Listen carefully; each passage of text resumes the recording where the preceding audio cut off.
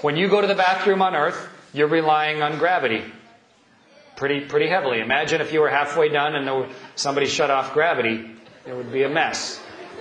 And you'd float off the toilet. So when we designed our space toilet, first it has to have a seatbelt on it to hold you down. And then we decided to separate solids and liquids because they're easier to store that way. So we just have a tube that you pee into, and it has air pulled into the tube. So it's not a big deal. For the women, there's a cup fits up against them. For the guys, it's just like a little funnel. You just pee into this tube, and it goes into a sewage tank.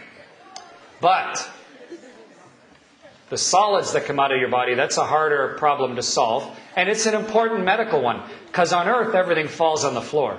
But in space, it's going to float around. So it'll really make you sick. If you re-ingest something that came out of your body, it will really make you sick. And we can't afford to get that sick. So we designed a toilet that instead of gravity pulling everything into the toilet, it has air flow. There's air pulled down into the toilet. Sort of windy when you're sitting there, but it pulls everything out of your body. Everything that comes out of your body gets pulled down into the toilet by the air.